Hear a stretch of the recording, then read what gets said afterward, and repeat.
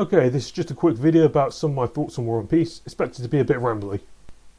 War and Peace shows how Napoleon got, well to be frank, utterly twatted by the Russians, and in the process he ends up getting heavily demythologised throughout. We see his troops defy his orders and succumb to loot in Moscow like a bunch of petty thugs.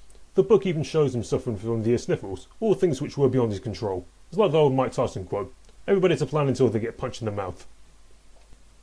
Of course, it's not just Napoleon who's subject to this.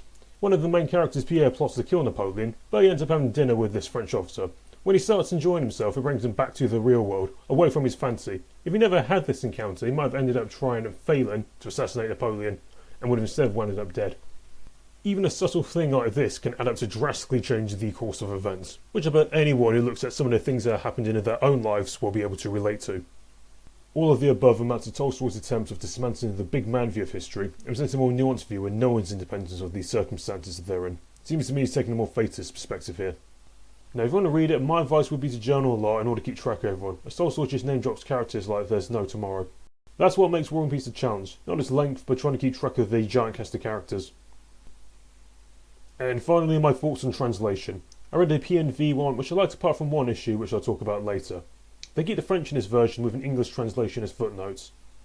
For the most part this is fine, but when two characters are speaking or an ellipsis happens, it starts to feel a bit clunky.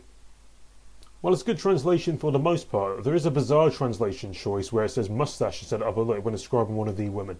How an editor didn't catch this is silly as it sticks out like a sore thumb. Okay, those are my thoughts. Thanks for watching, and if you've read it, let me know what your favourite part was in the comments below. Make sure to tag it with a spoiler. I hope you have a good day. Bye.